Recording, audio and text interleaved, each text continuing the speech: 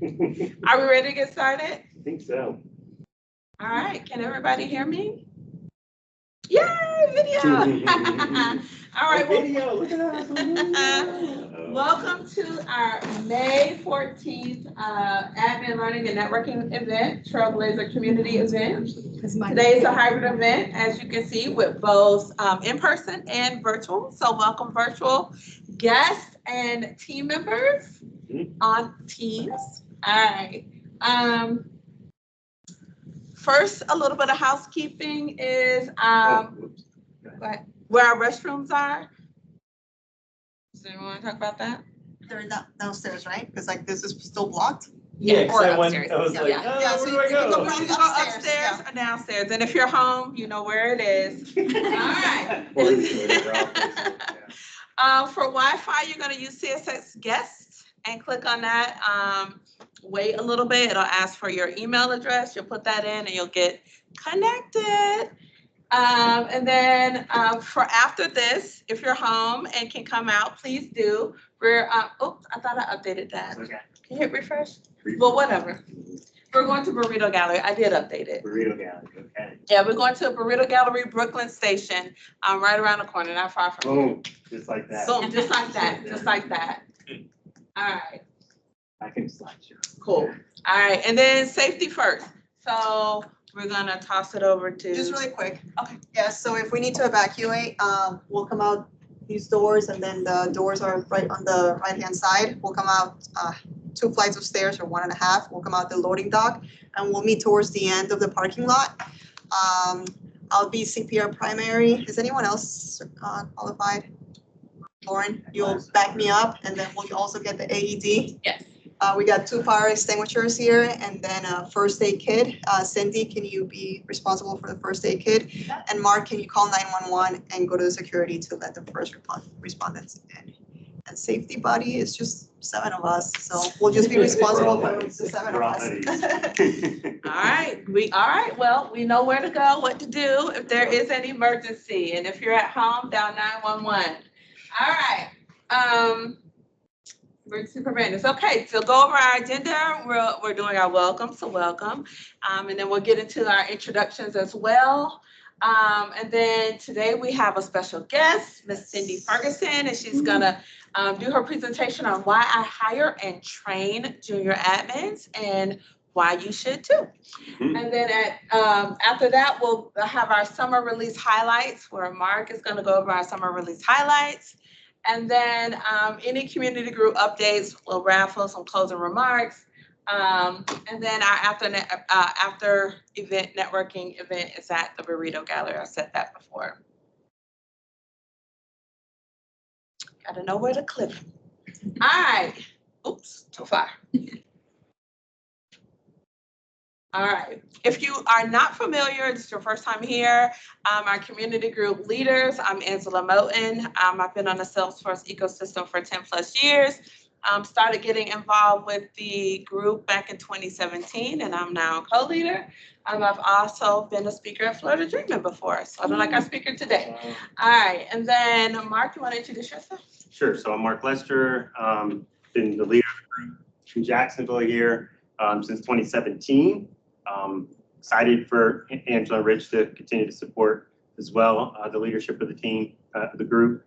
I've also been planning Florida Dreamin since its inception back in 2018. We just had our 5th one last year, so a 5-year kind of anniversary. We're excited about this year, continuing to grow. We've got an awesome location now. We're out on the beach in Clearwater Beach, so if you've thought about attending, you definitely should. I would highly recommend it, and those that have attended probably would concur as well. So, and like Angela said, we're real excited about Cyndy's presentation. I unfortunately was not able to see it as I was planning everything going from hour to hour, so I wasn't able to attend it. So I'm excited to be able to see the presentation today. So welcome everybody. And Rich Engelhardt. My name is Rich Engelhardt. I'm the other Jacksonville user group leader. I'm newer to the Jacksonville area. I've been a user group leader for 2, maybe, sound about right, but got involved with the community in 2020 as we were planning on moving here and moved here in 2020. And I own Engelhardt Consulting. We're a small consulting firm helping companies with Salesforce. So I live and breathe Salesforce every day. Wonderful. Awesome. Okay. And a little bit about the group's goals and objectives. We're always here to learn, basically to get help, answers, and inspiration from our peers and our community group leaders. So we do events like this, learning events, take advantage of the online, the group, community group online, the chat, put questions in there. You'll get answers back. Take advantage of formerly Twitter, but our X account as well, where you can put things out there as well. We're here to connect, meet trailblazers like ourselves, talk about, discover opportunities for mentorship and employment, things of that nature. We also here to have fun. We have a lot of just for fun networking events where we're just fellowshipping together and getting to know each other in the community in this area, and then giving back. So it's to inspire and mentor the next generation while skill building and building up our reputation. And then next, if I don't go too far with my clip.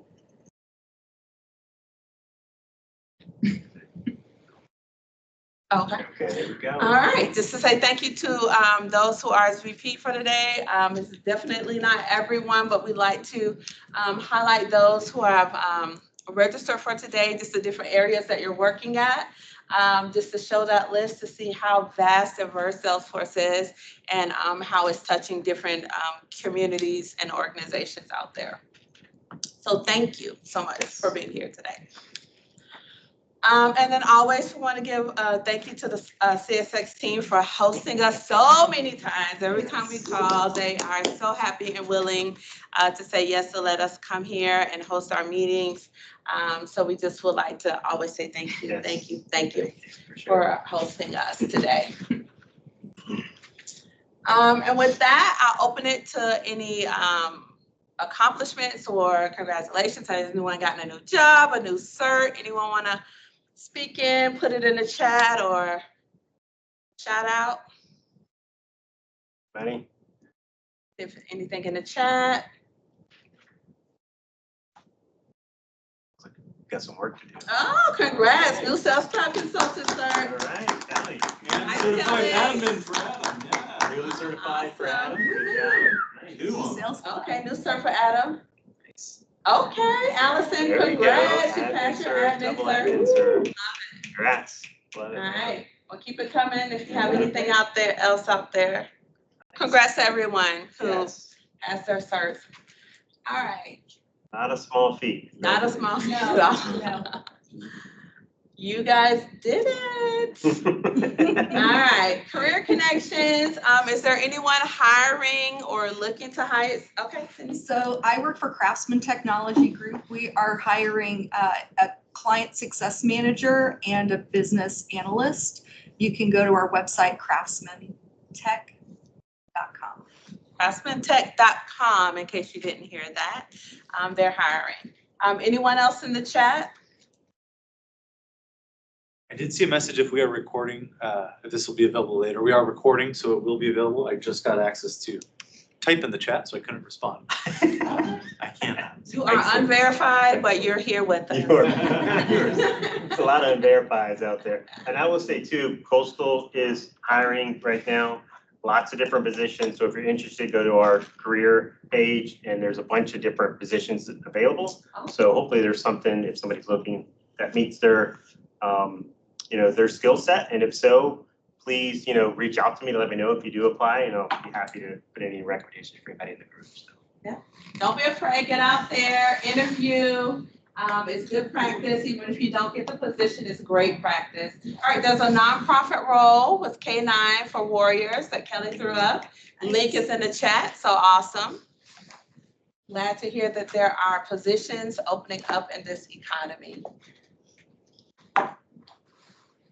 All right, now, is there anyone new to Salesforce or the community? We want to say welcome to the Ohana, the Jax Ohana here. Anyone in the chat? Everyone in the room are familiar, they're not new. Is there anyone who joined us online who might be new to the Ohana, which is our Salesforce term? Anybody want to introduce himself online? Yeah. Anyone want to come Newcomers? off Welcome. mute and introduce yourself?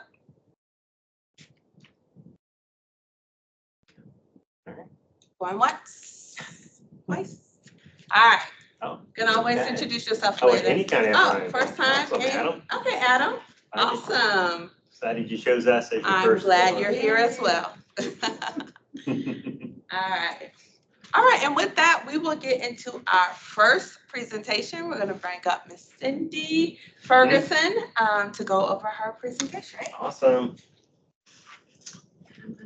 Pass the baton. Thank you, thank you. You're welcome. I gotta stop sharing and reshare. This is a lot of technology in my hand right here, so bear with me.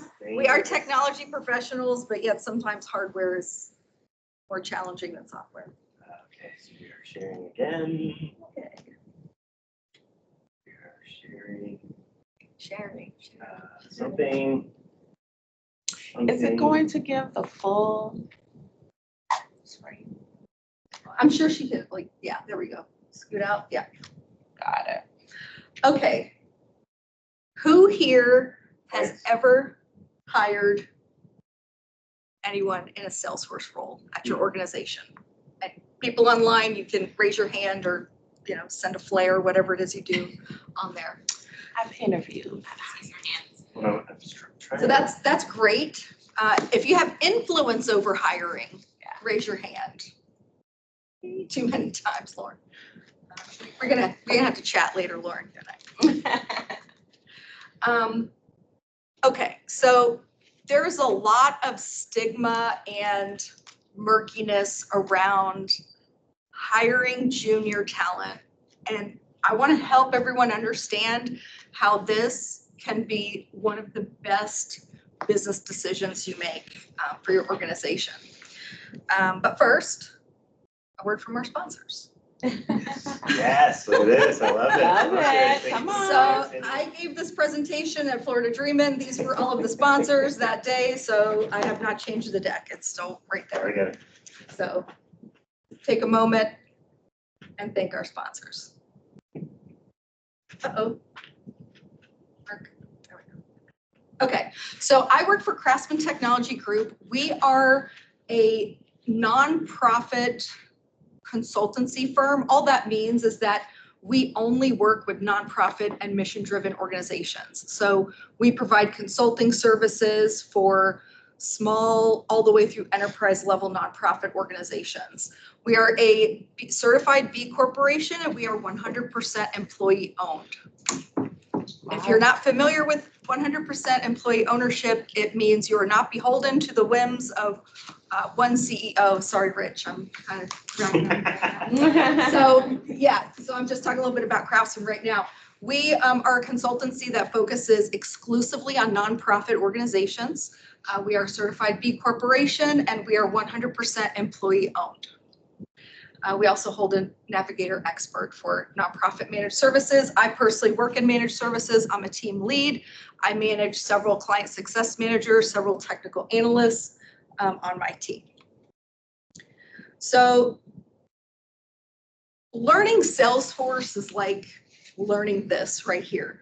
You know, when you study and you're like, I just took my exam and yes, tomato is a fruit. I know that. But the real wisdom is knowing not to put it in a fruit salad. I like it.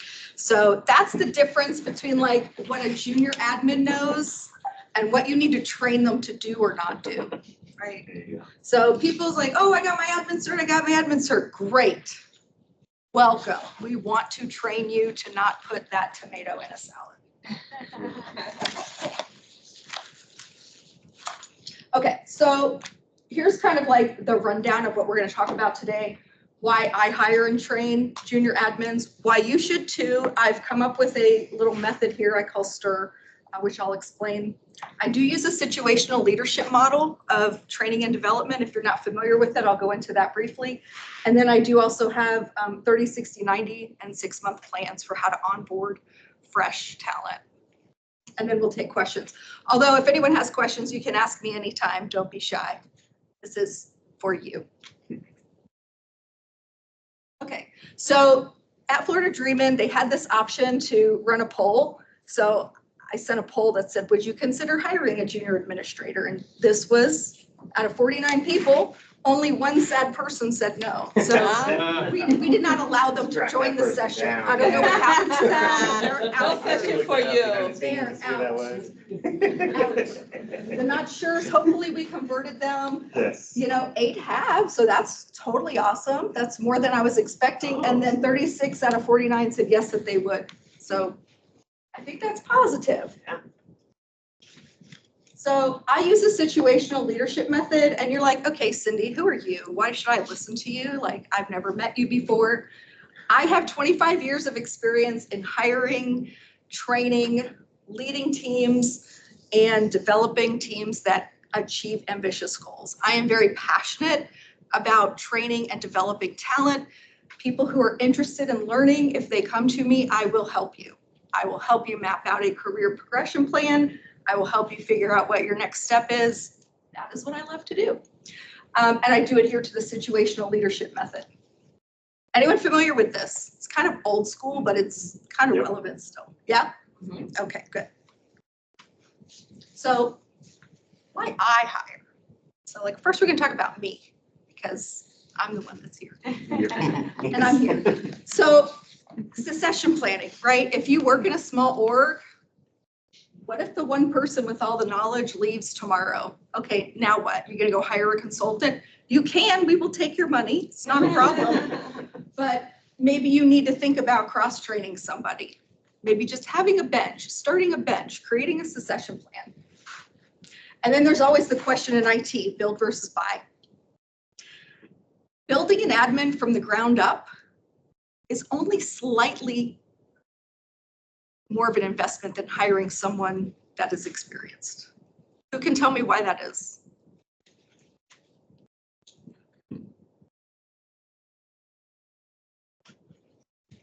Well, because if you hire from outside, they have to learn all your business processes anyway, right? Yeah, they learn your business and business needs from the get-go.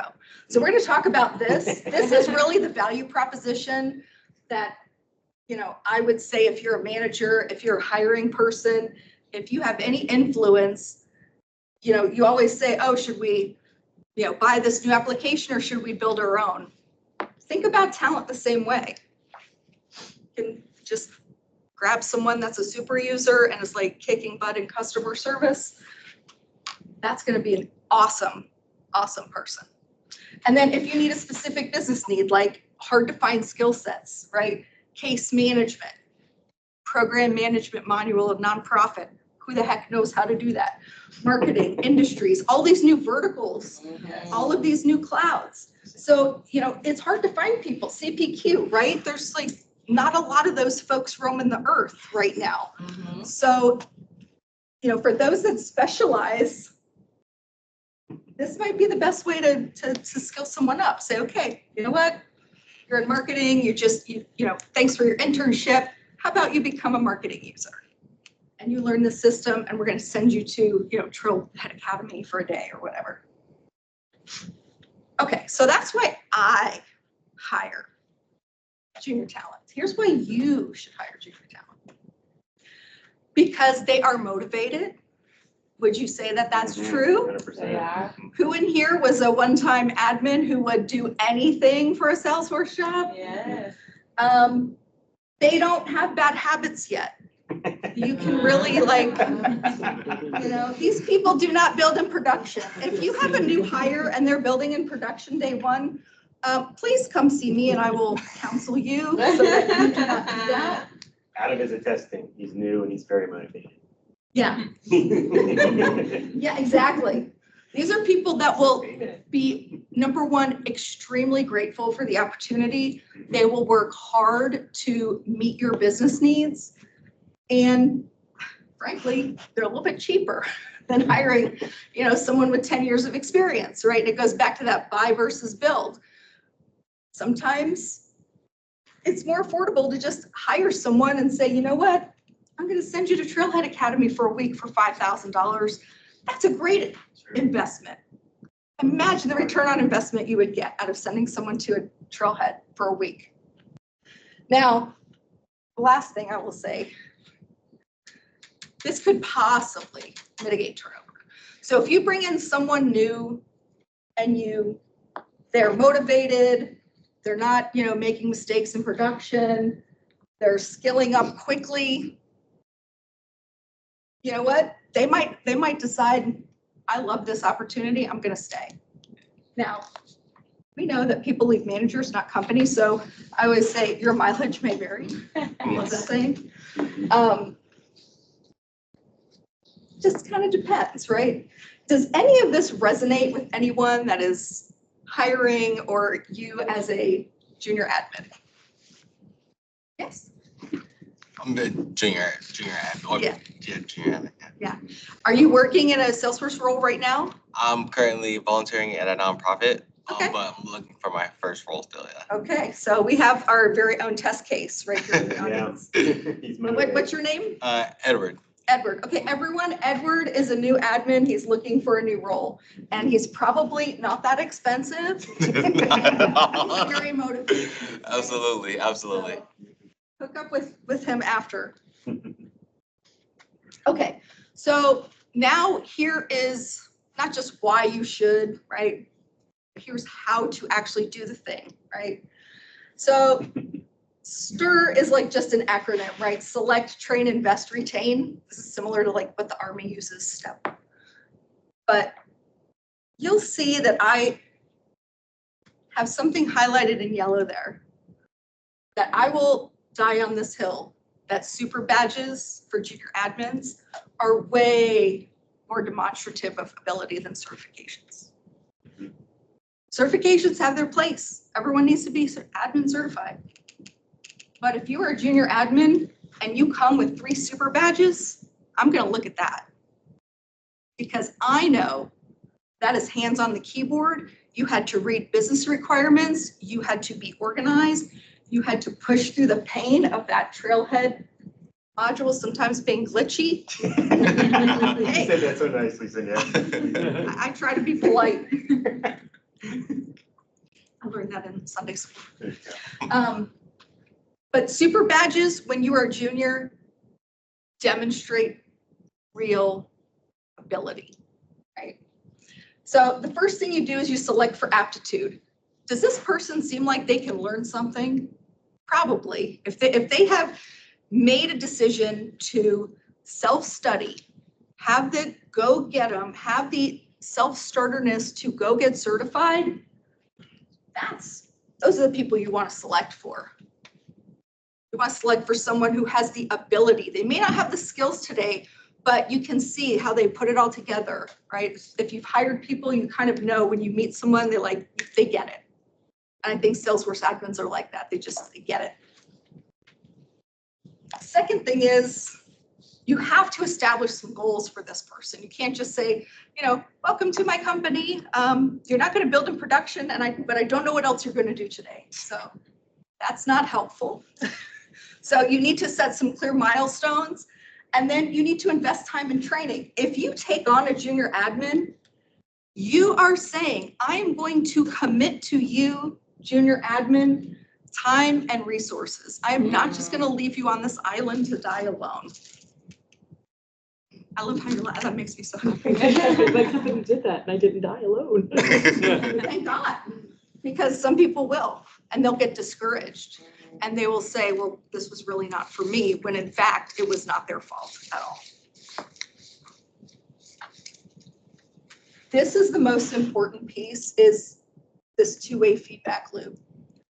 Feedback is the most essential part of this whole success model. If you are not giving feedback early and often to your junior admin, they do not know what to do differently.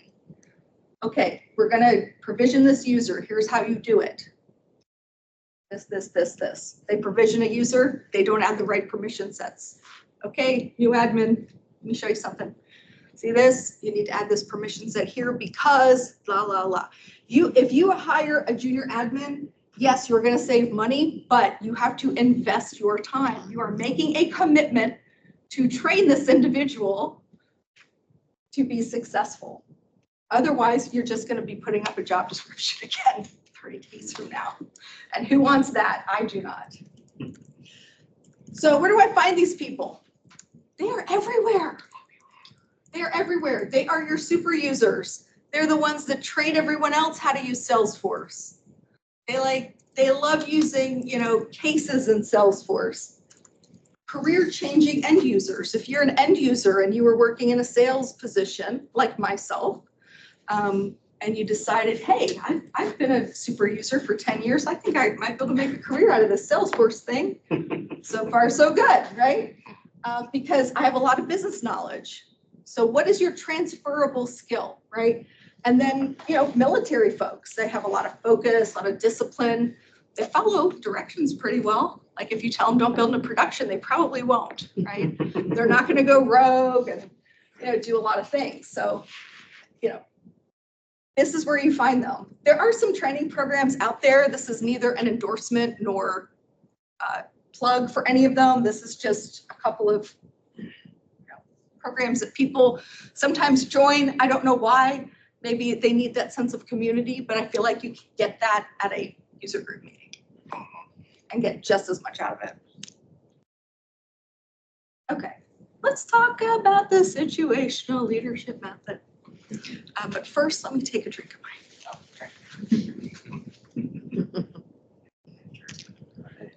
This is old school management 101, like GE days, but not without all the layoffs.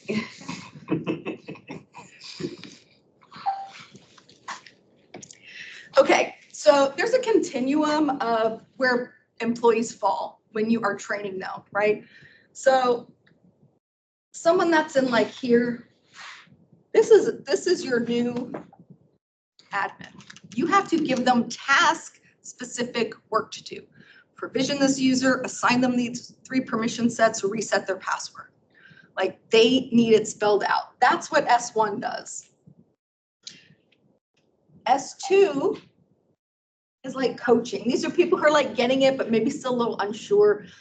You know what? You know more than you think you do. You really got this. Don't worry. Go provision this user. You want me to watch? You do it and I'll watch you. So that's like how you work with someone who's in the 2nd quadrant.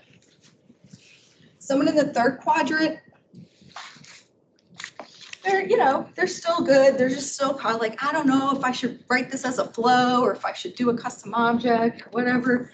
Like, that's just like, okay, what do you think? Just use the Socratic method. What do you think? What do you think? What do you think? And then like, we want everyone to get here to level 4. Where basically, this is a self-reliant person. Like you can just say, I need you to build a flow that does, that updates Pardot, but then it also adds this campaign and excludes, people who signed up last year, whatever. You don't need to write out every task. You don't need to write out a pseudocode or anything for these people.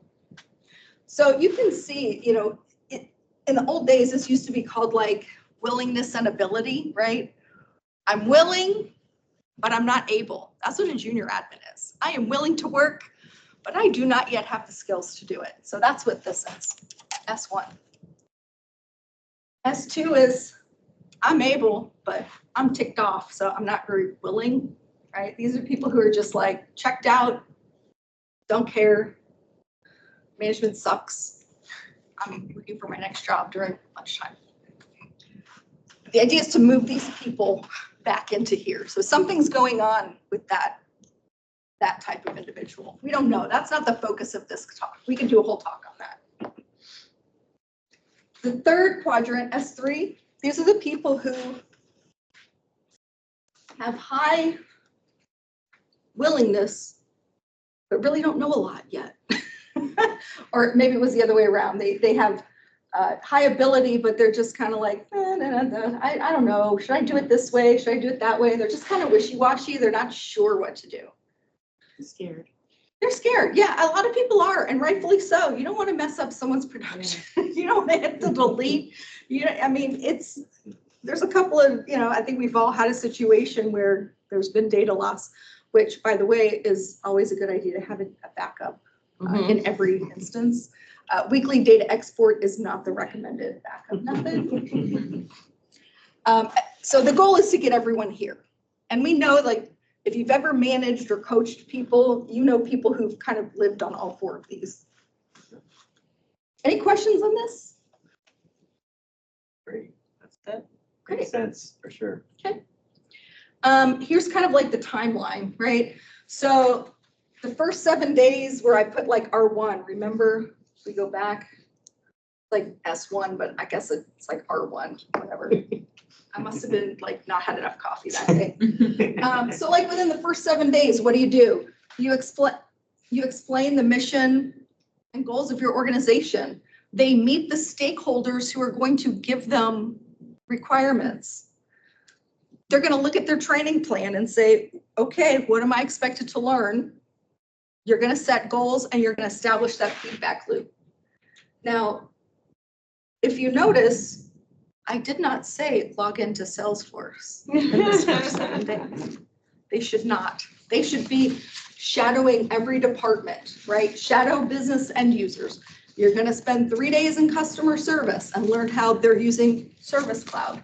You're going to spend 2 days in marketing and learn how they're doing list emails. You're going to spend, whatever.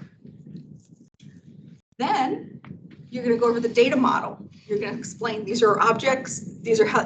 What? Because our org is a mess and you couldn't even like put out the data model. You can start high level. You don't have to go into like the spaghetti bowl of debt, but you can if you want to.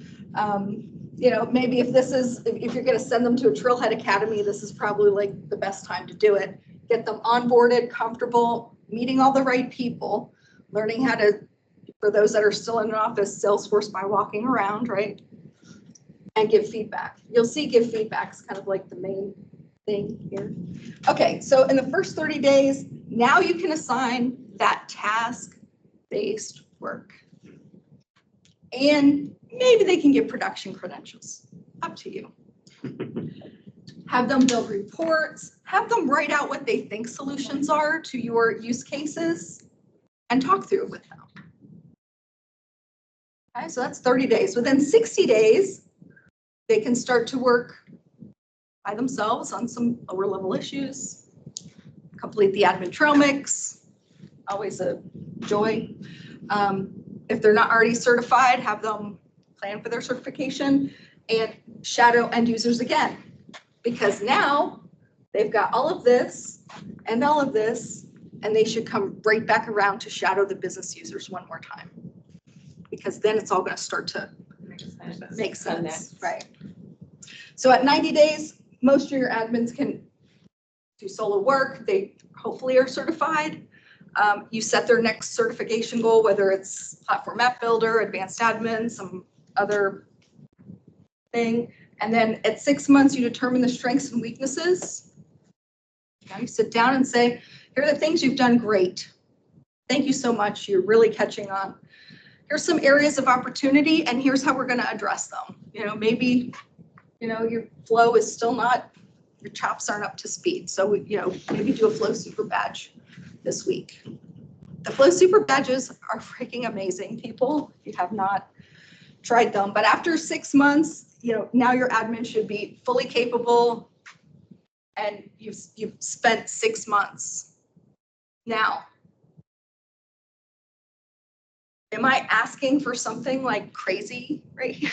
Can anyone do this? This is not hard, but it does require a plan. It does require an investment of your time, but the return on this investment is tremendous. Now, a couple caveats. This is not for consulting people. These are not for admins who want to be a consultant tomorrow. That is not appropriate. They're never going to learn anything in 6 months of a consultancy.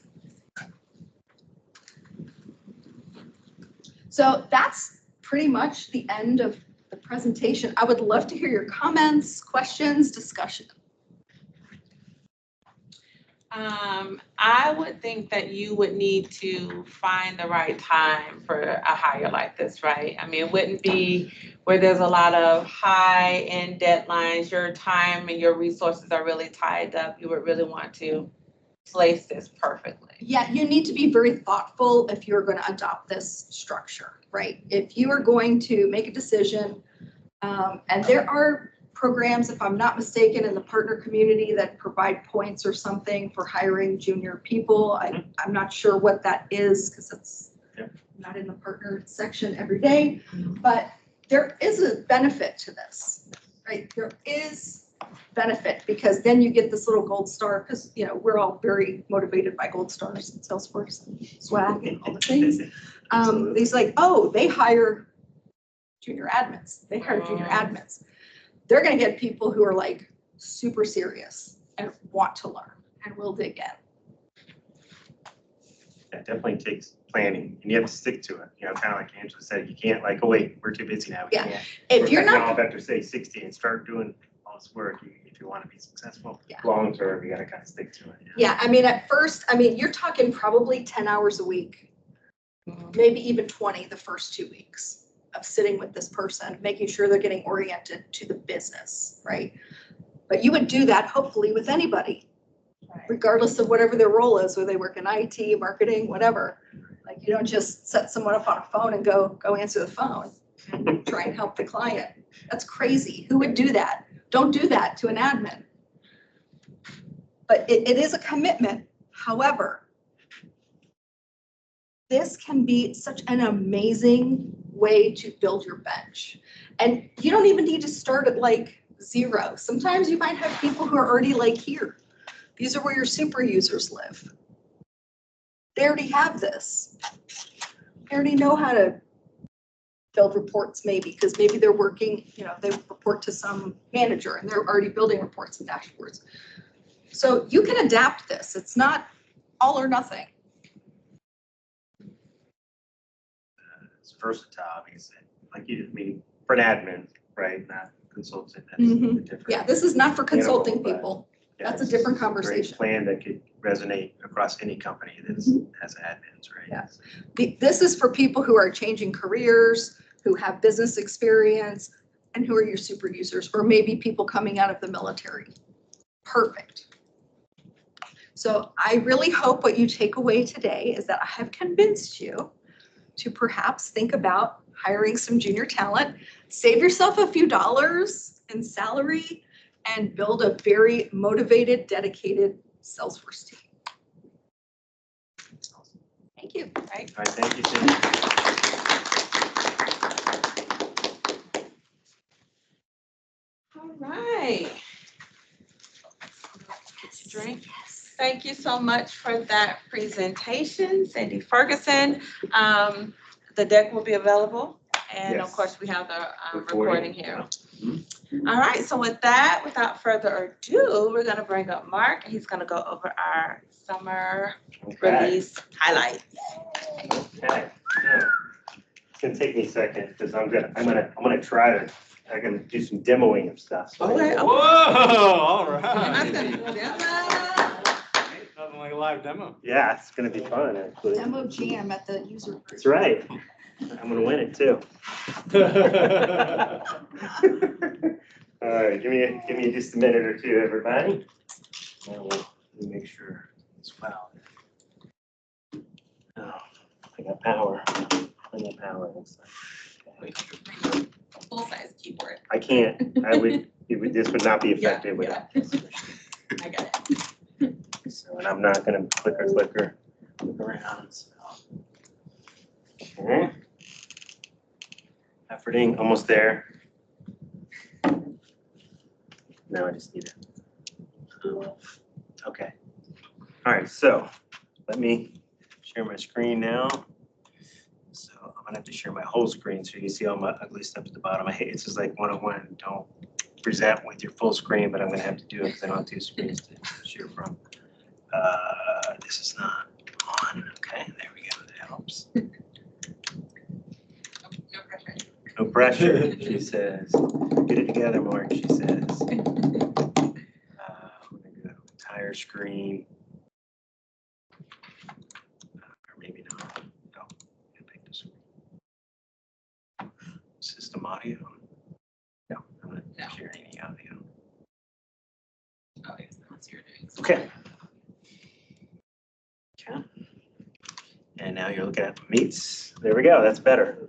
All right. So I'm going to sit down actually So, so that'll be more effective as well. Okay, again, I'm Marc Lester.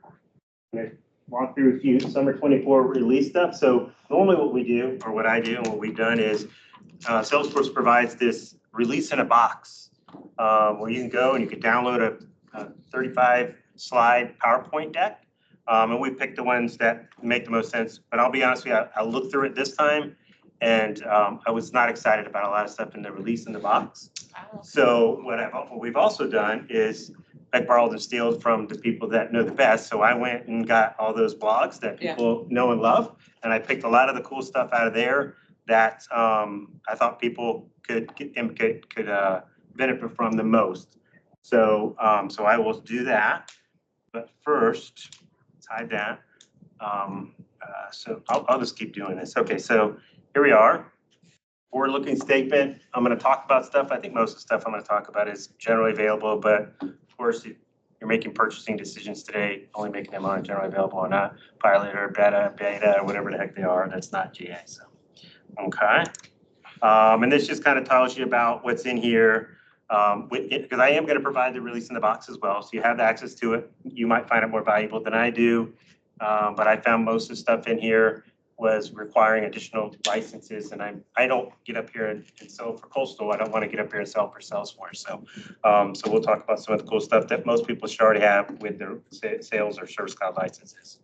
So there's a deck in here that I'm sharing. It's got a lot of cool summaries. There are little links to little 1 to 2 minute videos. If you do find something that looks interesting, you can check out some of the videos on them and learn a little more about it, see if it really does make sense for you. It also identifies like what kind of person is this related to, the item that's on there. Is it an end user?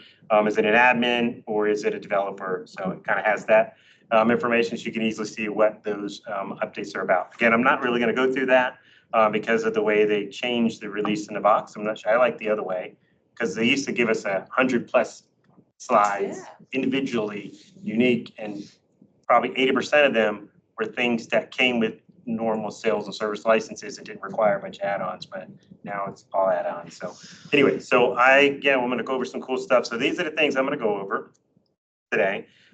First one is admin release countdown, get ready for summer 24, and that is Jen Lee's blog. It's a lot of cool stuff. She, if you go to this blog, there's a link in here to it. Her blog has a gazillion things. I'm not going to go over a gazillion things that Jen did, just some of the highlights that she put out there. Oh, I'm sorry. That's the second one. The first one is just the get ready for summer 24 with the little wins the Sandbox. Just hit the Sandbox last week. Everybody, I'm sure, got their coming in a 1 month release email today. At least I got about 10 of them. So for all my clients. What's that? I have a client going live this Friday. I was gonna say, like, some of them, like, First coming up release now. is this Friday. That is crazy. Yeah, Yeah. 17. I feel excited that we are doing this before. I know. I think it's in production. In a while. Very post-production, like, this went into your org about 2 months ago. Pay attention to these cool things. So the second one, the future of user management, there was a lot of cool things that they did to enhance how you manage users, permission sets, and public groups, and all that kind of cool stuff. And Cheryl Feldman, who, did I say her last name right? Cheryl, yeah, it is Feldman, right? So she was a keynote plug, shameless plug for Florida Dreamin year before last. So she always does a great blog as well. And she focused on user management. I'm going to go over several things that she listed in there as well. And then I also put in here number 4, incredible new Salesforce flow features in summer 24 by our very own Salesforce break, Andy. So I won't talk much about that. There's a link to his video though, and I watched him if you have yet or not, but it has a lot of cool features coming out for Flow that's really cool. So you should check it out if you haven't yet. So, and then the Salesforce Summer 24 release quick summary. That one is Automation Champion. Borrows from a few from there. A lot of these repeated the same stuff, but I grabbed a few from each that I think seem cool. And then the last one is SFN. 15 hottest Salesforce Summer 24 features for admins. Sounds like an SFN. Doesn't it? That was Yeah. my guess. 15 When I saw that, I hottest. was like, Yes, for sure. 15 hottest, that's Salesforce. So, all right, so this is the timeline. And just like Rich said, the first release actually is happening on the 17th. but the majority of people are going to go live either the 7th to the 14th. So about a month from now. And like I said, I got about 1 month notification today. So a lot of folks are going live on June 14th. So, but this kind of tells you probably your sandbox should be in spring and summer. If you refresh or create a new sandbox at this point, if that reverts, that sandbox will then be spring. Tell that right? It gets confusing. Yes, It gets confusing. So. yes, it will So- revert to a non-preview sandbox. Go back to spring. So If if you want a spring, you have summer right now and you want to keep it, don't refresh. If you don't have summer, you're screwed. That's pretty much it. that's it. Yeah, you're right. Right? You can't. It's too late to even probably request one at this point, to be honest with you. So, be a real exception. So, all right. So there's that. Okay. And there, I don't know if anybody, we do this. They do release videos. You can watch the videos if you wanted to do that. More, the longer ones more than the little snippets. And then if you are a big time reader, go have fun with the release notes because there's lots of reading in the release notes for sure if you want to. I definitely recommend reading the release notes, even if you like the videos and watch the videos. There's always 1 or 2 little nuggets that you don't realize that the release notes say that they don't say in the video. Like last year, everything was for unlimited edition. It was like all this really cool stuff if you have unlimited. So a lot of people were getting really excited, but unless you saw the little thing that says, a lot of my customers were like, oh, cool. Oh, no. So, yeah, definitely. No, good point. Although a lot of those have now expanded into enterprise they now have. eventually. But yeah, you're right. You got to pay attention. And there's been I think last time I did this, how many releases ago, there was like 2 or 3. I almost like zip right past. Like, wait, what did that say? Oh, that's cool. I got to tell everybody about that. So very, very much. Okay, cool. So here's Jen's stuff. I'm going to kind of try to demo. Hopefully this will go well. The first 5 that are on here, but I also listed some of the other ones. So I want to kind of go over adding a new field to dynamic forms, enabled lightning record pages via a wizard. So you can now, when you're creating a new field, there's a page now before the page layouts that says, do you want to add this to a lightning record page if it's dynamically enabled? So just kind of be aware of that. I'll show that. The second one is to see where custom fields are used on dynamic forms, enabled lightning pages. So again, similarly, when you go to that, where is this used on a custom field? It says all the cool stuff that's used that. It will also now tell you if it's being used on a dynamic form lightning page. View and manage your field history tracking all in one place instead of having to go to the object and then go to the fields and then click on field history tracking one at a time. There's one place now that you can manage all your field history tracking all at the same time, and I'll show you that real quick. Customize the search for your users using Search Manager. I think searching in general, what I find is something that's looked over, but extremely valuable a lot with clients or customers when I work with them. So I thought it'd be good just to kind of review this because this takes searching to the next level. You very clearly can identify which objects you want overall to be in your searches and or down to the field level to some of them. Some of them are locked, you can't change that, but some of them you can remove it. That way it's not cluttering up your people's searches if you want them to search and find certain things and not find the other stuff. So take control of the overall look of your record pages with the new blank space component. If anybody does use the dynamic forms, you haven't been able to create spaces, looks a little wonky, out of place and out of alignment. Well, now they have a blank space component like you do like in an action or other place on a page layout, all that kind of good stuff now it's available for the record page. So I'm going to try to go over these, show you these 5, but I did put some other things. The first one, set component visibility on tabs. I thought that was cool. I'm so excited for that. I'm surprised you're not showing I that. tried to set it, go to do a demo on it, but It didn't work? my demo org that I created yesterday didn't let me to do it, but every So article I went to I said, see just go there and see it. a bug with my tabs now since that went in. I made no changes. My pages are now defaulting to the second tab, even though it's set to still be the first tab. Whoopsers. So I don't know if there's a bug or what. So I was like, I'll play with this later. Well, that's I figured too. I'm hoping it'll be there for production In the sandboxes that got in upgraded. your Yeah. summer Yeah, sandbox. yeah. So, but that's awesome though. I mean, that is That's pretty cool. to be There's able a to do that, for question sure. that said, any chance we can get more field history tracking? You can if you pay for it. There are apps that you could download and get more and also pay Salesforce for more as well. Yeah, Salesforce Shield. 20 per, yeah, Salesforce Shield, right? Yeah. Yeah, for sure. But there's other apps I think out there that allow you to do that if you wanted to, that are paid as well. But The yeah. backup solution a lot of times can do that. They Backup have their own solution. field history tracking as part of the backup solution. Okay. Or you can create a new object and copy all your edits Something to for that new a object. perfect junior admin. Not the best practice recommended, but Somebody it's did that in our possible. org like Technically 10 years possible. ago. So yes, we have a custom object. See, there you go. It could happen. And how big is it? I think we forgot about it 5 years ago, so we haven't added to it. But That just sounds like a whole lot of job security to me. There you go. Yes, ma'am. I actually export the fields every hour. Direct logins to Salesforce Production Orgs have MFA turned on by default.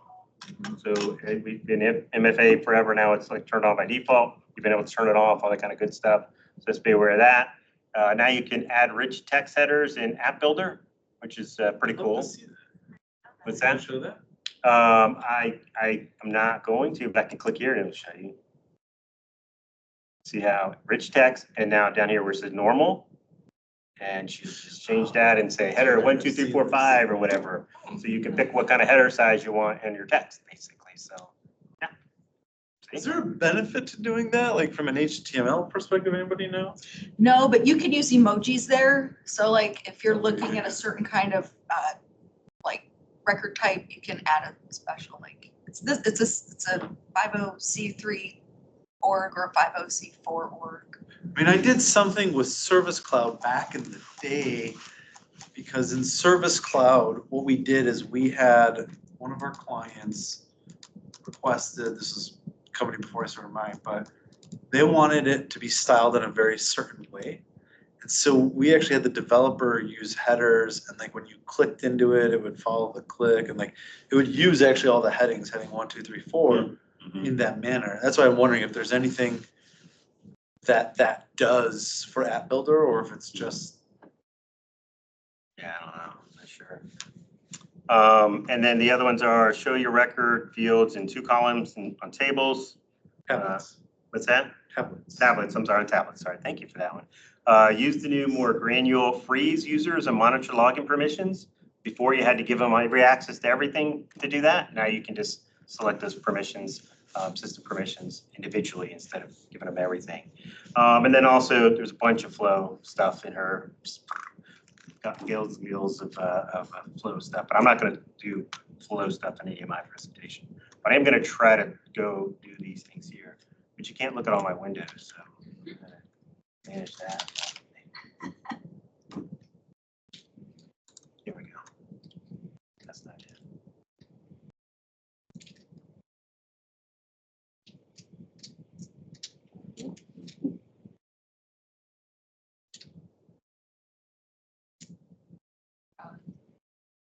Somebody mentioned the browser extension that I also love, colored favicon for Yeah, different orgs. yeah, we use that. It's very nice. Nice. I also saw, I had a client do this, and now I did it for another client, but they used a different theme for Sandbox. I do too. Yeah. I changed it our last Sandbox refresher. But you always have to keep doing that, though. That's still We negative. refresh our Sandbox once a year. We just did it. We just did ours for the first time. Don't worry about it. Sorry, guys. I should have. But now the sandboxes have the little header that tells you which sandbox you're Yeah, in. but I still just need it. With the I needed theme. a completely different color, Yeah. like in a different font. I'd like it to just yell at me when I'm trying to do something. It's not a bad idea. But yeah, I changed the theme, so it's like orange. So it's loud. Well, if you have a side by side, if you're trying to, Yeah. do that, it's easy to get confused if you're not. You can also use tabs. Yeah. And group them. Yeah. So they're like these 5 tabs are grouped in my yellow. Yeah, You don't the need, and you don't the need. Salesforce colored flavicons is something we need to look up. What's that? Somebody mentioned that's the. Oh, you don't have that yet? Mhm. Yeah, that's nice. It changes the little clouds to different colors. Yeah. You said it, yeah. Yeah, I have a lot of people that use that for Yeah. sure, so, yeah. I use something similar. It's not called that, but it's called something that changes my cloud colors for sure, so. All right, so the first one is creating a new field. So I'm gonna create a new field real quick. We'll do a text field, just to keep it simple.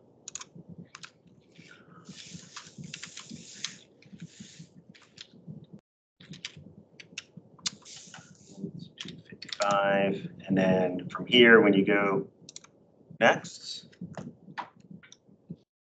and you do your profiles like usual, and then here's where it shows add to dynamic form enabled record pages. So I have 3 case record pages that are dynamically form enabled, so I can pick and choose which ones I wanted to. If I just wanted to add it to maintenance for case segmentation, or you can add to all just like profile, just like profiles in case page layout. So again, here I can have the same options here for page layouts like you do today, but it just kind of helps you be able to add them to those Lightning record pages that have to go back out and do it every time, after you create a new field. So that was that for that. So cool. That went my first demo Yay. swimmingly.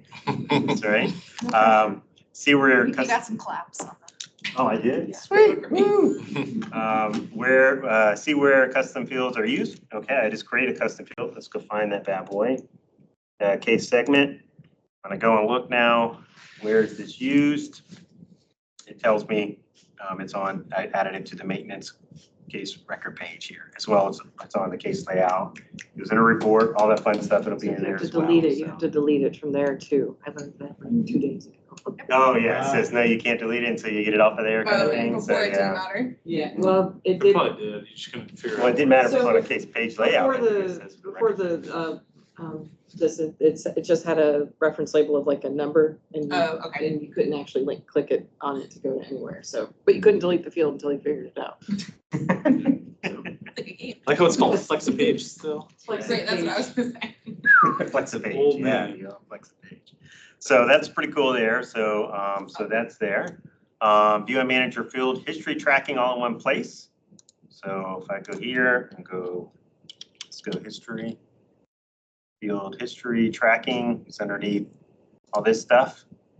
But again, instead of going to each object and fields and relationships and click on it individually, you can see in here, it shows you how many fields are being tracked, and you can go in and add more to it if you wanted to. So add a couple more, save, and then you could, do that, and you can say, you know what, I don't want to see all these ones that aren't, which ones am I tracking? So you can just check that box and it'll just pull up the ones that are tracking currently.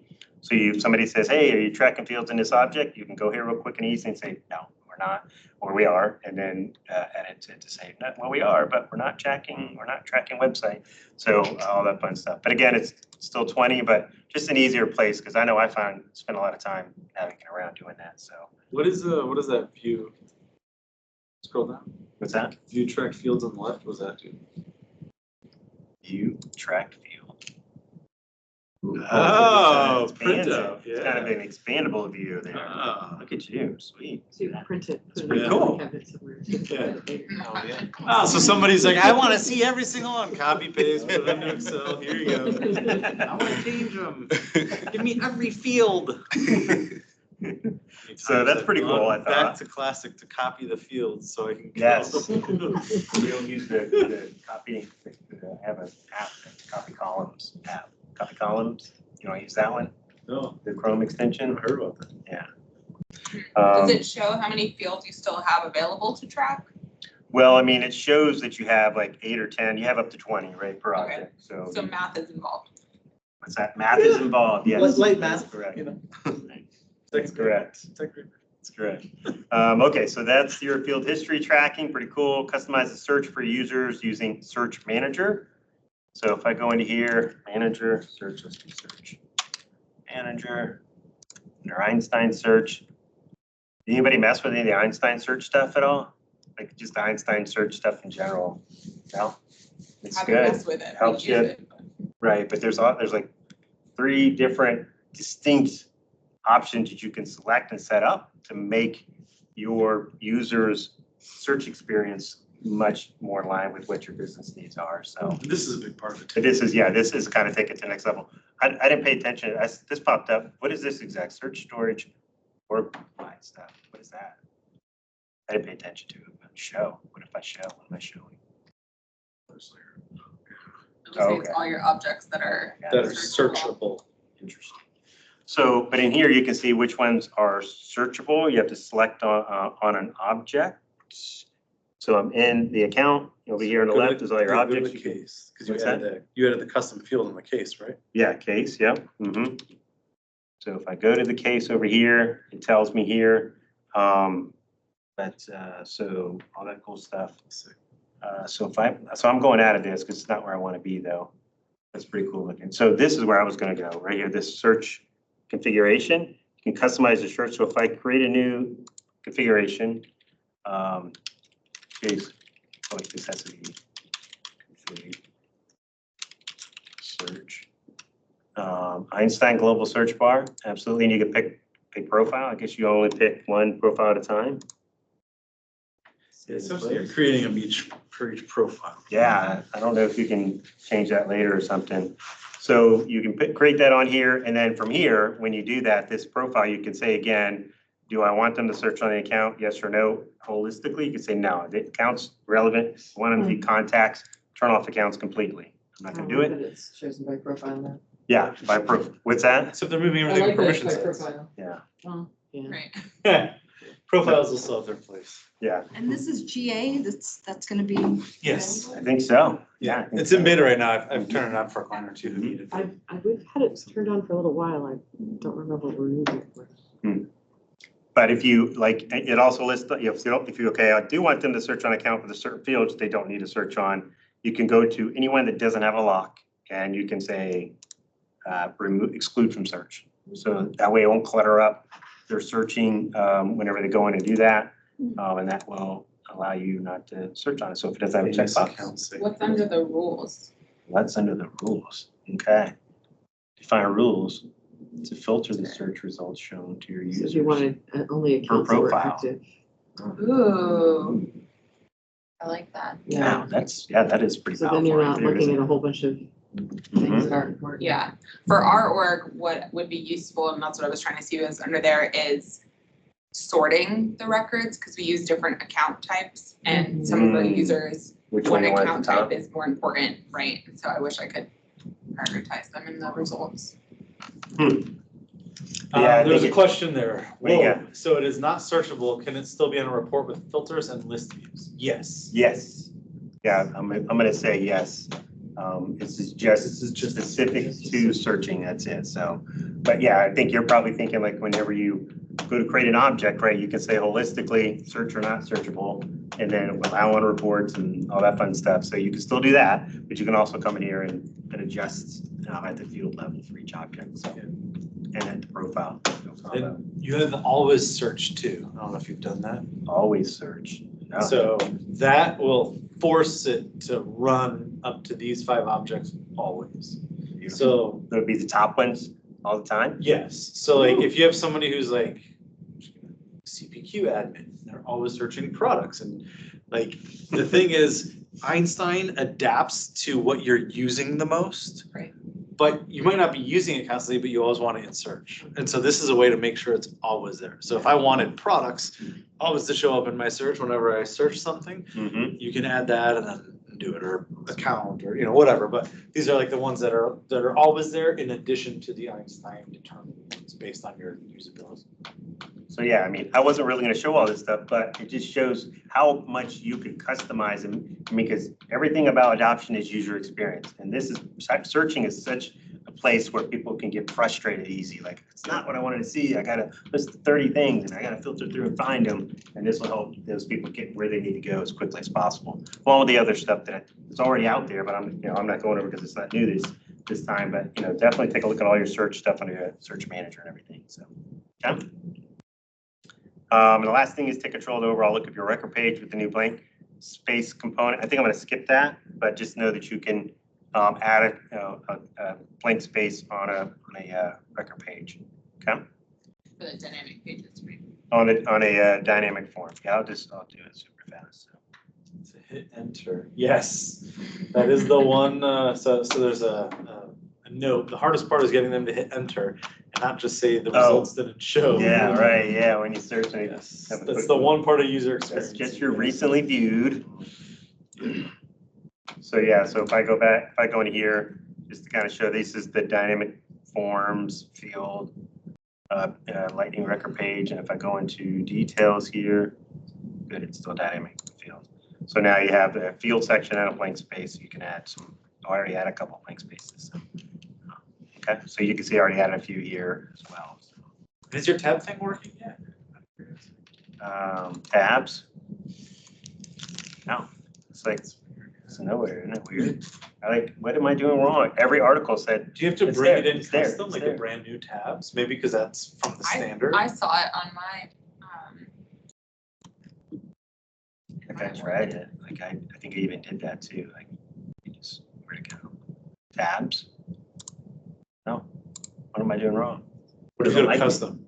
Custom. Huh? Where it says details? Oh, make it be custom, you're saying? I did that too as well.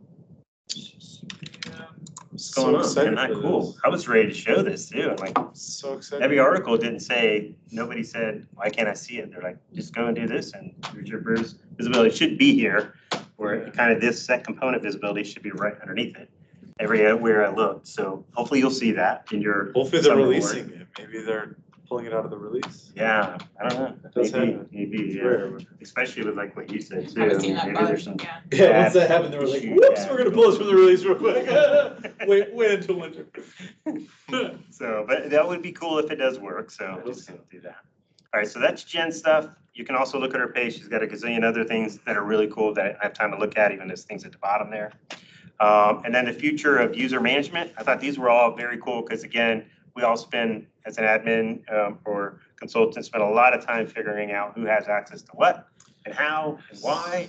And this allows you to be able to see all that easily, as well as the really cool thing is the first one is the user policies, which I don't think a lot of people take advantage of, but this makes it easy to say, hey, when this person gets created in this role or this profile, go and add them to this public group and this queue. I mean, we might do that, but it's got a place specifically for it. And you can like apply that policy either manually at the time that you do it to go backdate, anybody that's out there that exists and then catch people going forward automatically kind of thing. So, so I'll show you that in a minute. See where custom fields are used. I already did that. So, oh crud. Oh yeah, okay, well, I must left that in there. So gain a comprehensive view with user access summary. I'll show you that. It's kind of cool. Show you where everything that person has access to. Get all the details with permission sets and permission set group summaries, and then see where a public group is. Public group access summary. All right, so I'll start with this user access policy stuff. So if I go to here, users, I believe I got to turn it on first. And don't ask me, I don't know why I'm getting this, but every time I come to the user page, I get it. So there you go. But yeah, down here, there's this user access policy. You got to toggle it on and you say, no, thank you to there. And then if you noticed, I didn't tell you, but this last one was not enabled, it automatically enables it.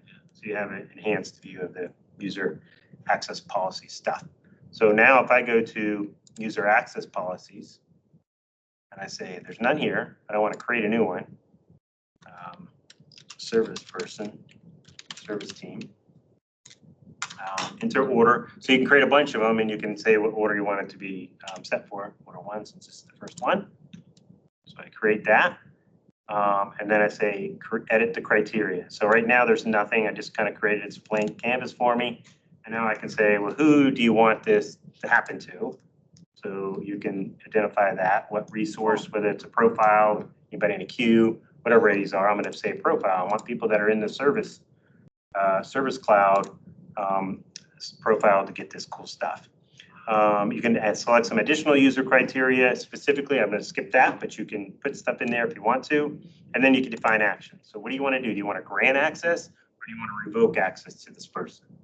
So if I'm going to say grant access to a group, and the group is service team. I also want to grant them access to the queue. So I'm going queue, service team, and I'm also going to grant them access to permission set license maybe. Yeah, field service scheduling, and then we'll leave it at that. So you can add, you saw that you can add them to anything if you wanted to. So I'm just going to save this bad boy here. And again, once you create it, again, you have these two options to apply it manually right now. So I can say, yeah, anybody that's already, any users out there that have this, meet this criteria, go ahead and apply it. And no records. Oh, because I don't have any users assigned to that profile. Sorry, but they would be there, and you would say, yeah, these are the ones. Select them and do So it. does it automatically put that permission set on their user, or does it show that it has a policy? Automatically adds it because you're granting it. Well, I just, like, can you see it on the user that, other than policy, that they're? Yes, yeah. So when you go to the user record, once Right. this works the way you would expect, that you can go to the user and see the permission set, license, and the queue and the public group that they're all associated with, just like you normally do on a user page. So, but you can automate it as well and say only when a user is created, and if the user is created or updated, or both kind of thing. So you can just activate it, and that way, anytime any new person's created with the service team profile, they automatically get assigned all that cool stuff. So easy peasy. So Man, this is awesome. yeah, I mean, Software client. right. I have a use case for this, like waiting.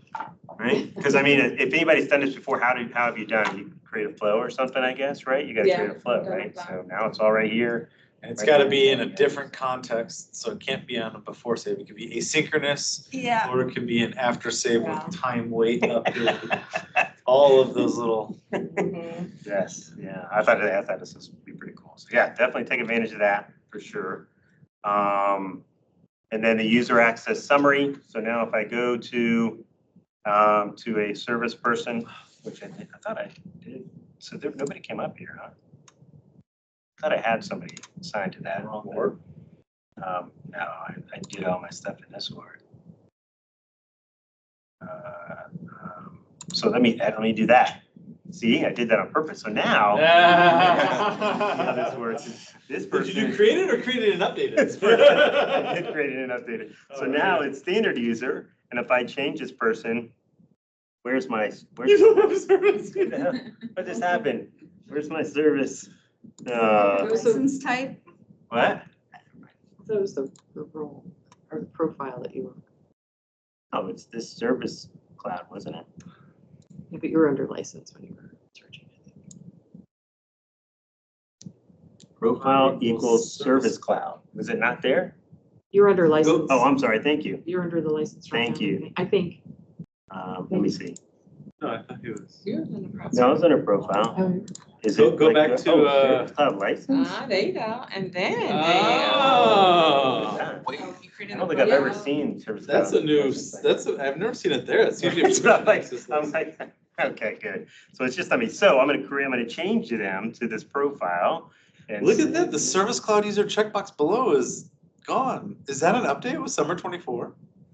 Oh, it's grayed out. Okay, it's a scavenger hunt. Who can determine?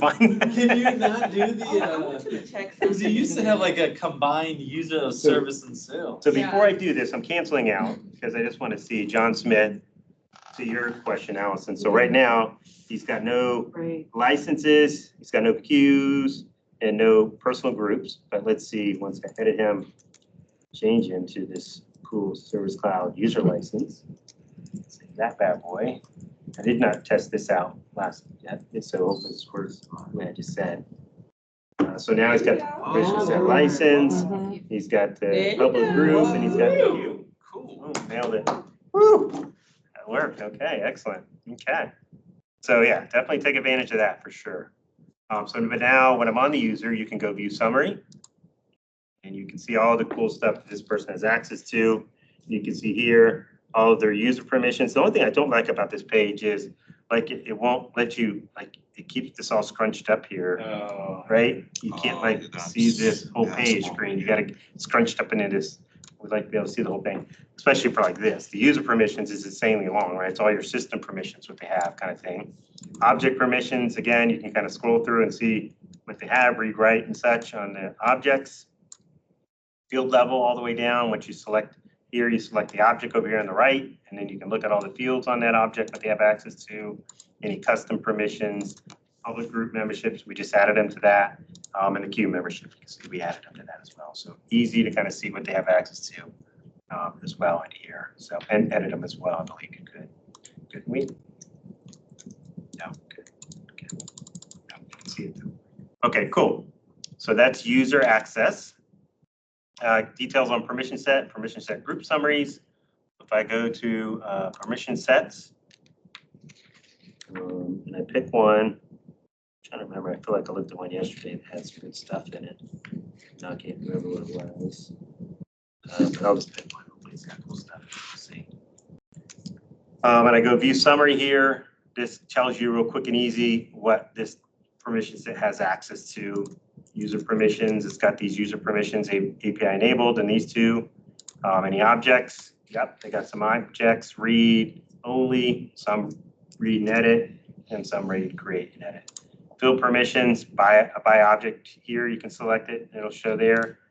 And then I think the cool thing was it only shows the objects that they actually have any access to, so you're not having to sift through 1,000 objects to say, do they have access to it? Do they have access to it? So that's pretty cool. And then any custom permission. So that's pretty cool, I thought. So take advantage of that if you're not easily. That's what's in the permission set itself. It's in this current permission set. And then even, I think user permissions, yeah. As part of this permission set. Correct, yeah. Yeah, cool. And then public group access summary as well. So same thing on the public group.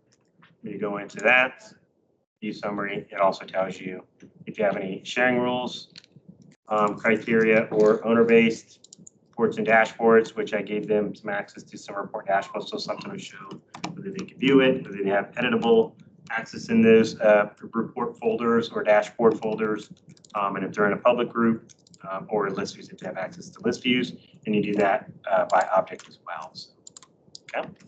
So just know, I mean, it's just kind of, again, as a user, as an admin, this is probably something that's going to make things a lot easier for you to figure out what's going on, who has access to what, and why. So.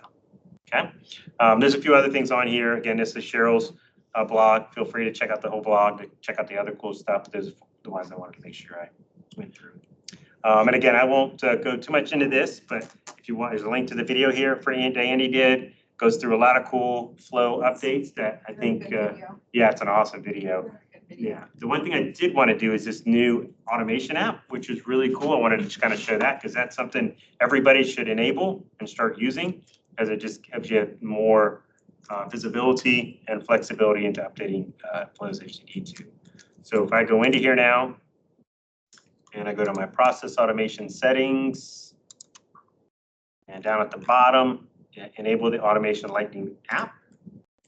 It's as easy as that. And now when I go to launch this bad boy, and don't make me a liar, automation is right there. And when you go into it, it gives you a quick view of all of your flow stuff. So it gives you your most recently modified stuff, what status is, all the cool stuff you would want to see. Any error flows would be listed here.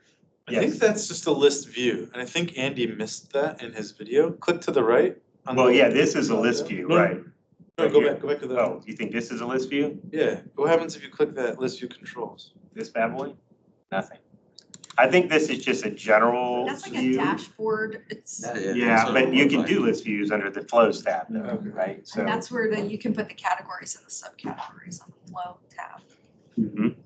So you can What about the organize new your button? flows. Someone in the chat said if you click on new. from Click where on you new were. here. Mhm. Oh, it starts you creating a That'll be a flow. new No, flow. from where you were on the. Yeah, on the- that'll take you to a new flow, I think. Go back Oh, to the okay. home. Click on Oh, new up here, you're Yeah, saying? Yeah, I think this would do the same thing as Same well. thing. Yeah, right. Yep. Can you edit this page or is this locked? I can see. It's in Sandbox. Edit page. Ooh, fancy. Yeah. So So if it's not searchable, can it still be on a report with filters and list views? It does say it's editable with all the. So you can change what filter you want. Oh, that's so cool. Yes. Oh, recently Filter. modified. I want all flows. Oh. Yes, that's why I said it's an awesome video. Yeah. Awesome. Yes. If anyone is doing flows Mhm. and you have more than 20, you need to Enable inline edit. do Yep, that. very cool. So yeah, this adds a lot of, because right now the flow page is, it's cool, it's okay, but this is a lot easier to navigate around and do stuff to and make edits for. Even this, this flow one is just like your traditional homepage now, and you can create list views of flows, various combination of flows that you want to, and you can edit the details of the flows directly on here as well. So, and whether they're active and all that kind of cool stuff. So yeah, so I just want to at least show that, activate that if you haven't. And definitely activate it once it's in production, and that way you can kind of manage your flows through here instead of having to navigate to the flow page. So, okay. All right, but definitely check out the video too. Really good. He talks about a lot of cool stuff in there. So this stuff, I'm not sure I was going to do any of this, but what time is it anyway? So okay, it's going. We're doing good. So this is Automation Champion. There's a lot of the bunch of developer and CRMA and AI stuff in there. I didn't mess with any of that, but if that's your jam, you can go look through all the developer CRMA and AI stuff that was in there that I skipped. They also have a lot of the same stuff that Jen, Cheryl, and Andy talk about, but cool stuff nonetheless. The one thing I thought was pretty cool in here was you can post from CRM Analytics to Slack. So you can post. So here's how you create it. Post to Slack here, and then once you do that, here's your CRM Analytics. Cool. You can hit your Slack button, right? And then boom, it's in Slack. There you go, CRM Analytics with your dashboard on it. So share with your team, make comments and say great job, or pick up the pace, pecani sauce is appropriate for that dashboard. So and the data that's in it. So I thought that was kind of cool to at least show something about Slack, all that kind of good stuff. So. I did also see in there, there's create and verify your default no reply organization-wide email address to send emails. They sent a gazillion emails last year, beginning of this year about all this stuff. So hopefully people have done this already. But it did mention that in there. And the one thing I will did put this on here because I wanted to make sure people go to release update in general. Because if you don't go to here, you should go check out what's underneath here, especially under the needs actions. It tells you the exact date that you really should test things out by.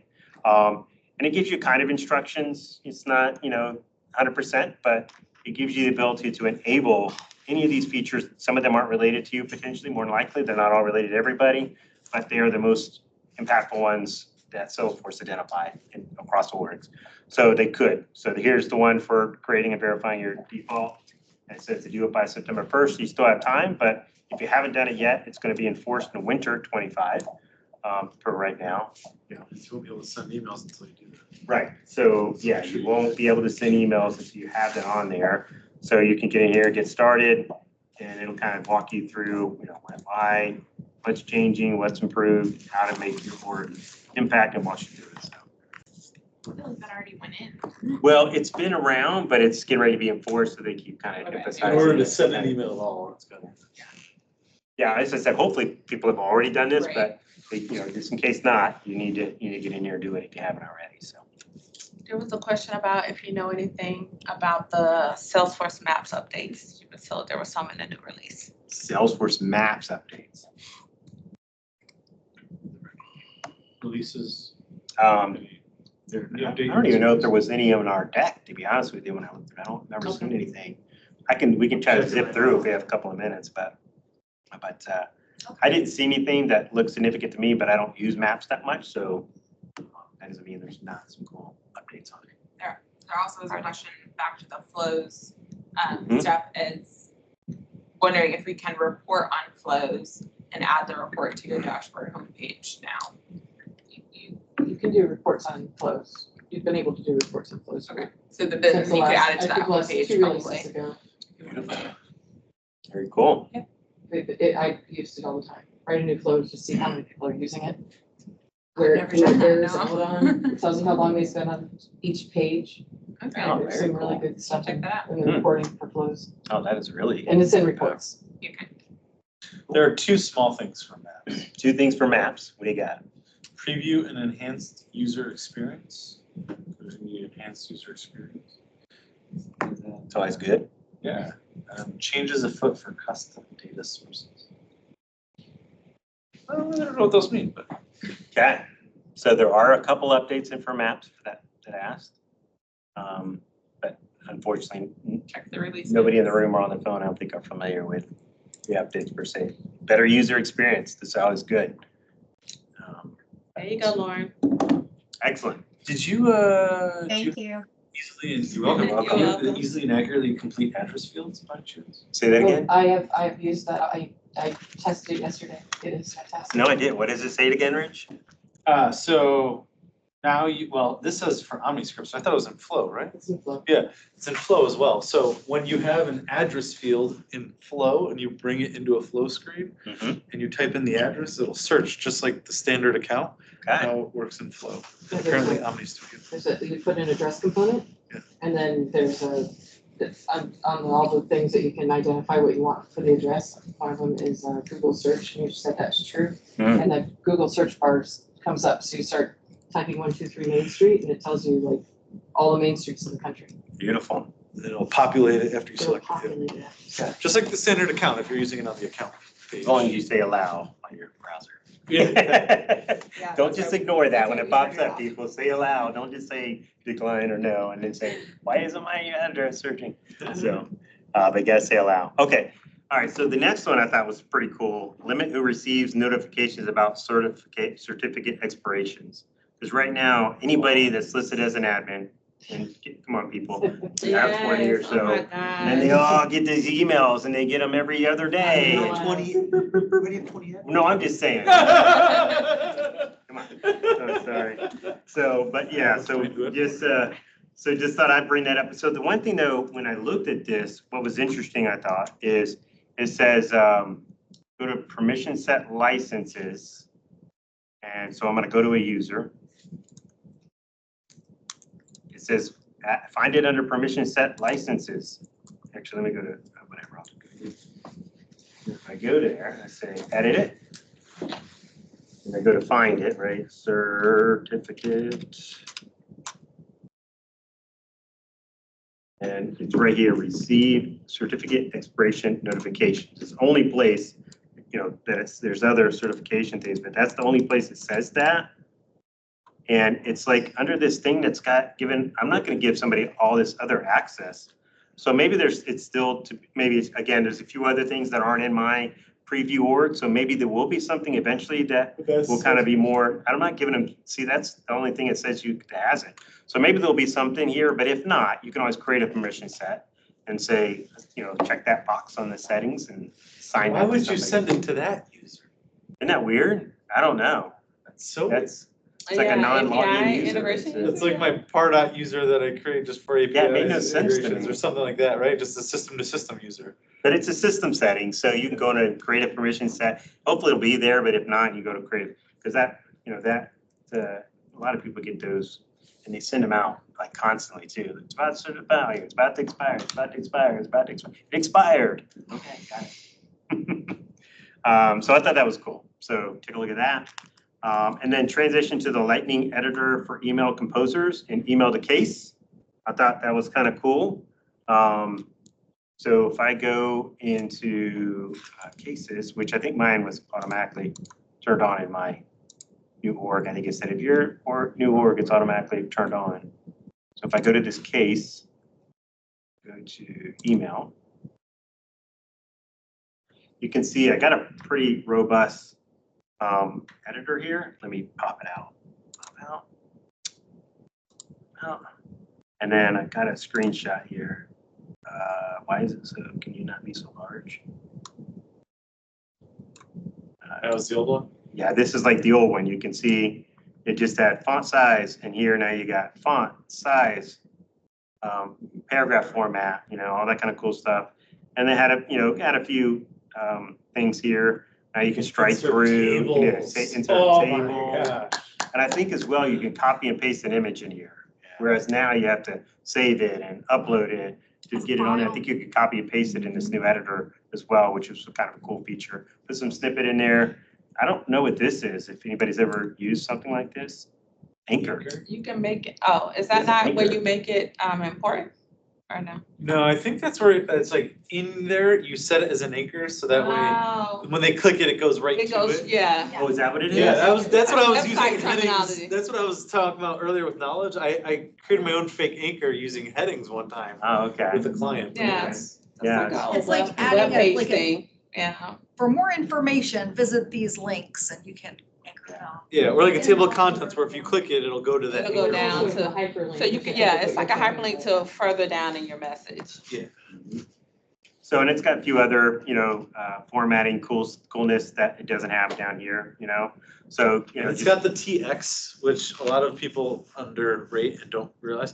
It strips all formatting, Mhm. which is awesome, because sometimes you paste something in, you're like, oh, that's not what I wanted, and you strip it, and then it cleans it up, it's nice, so.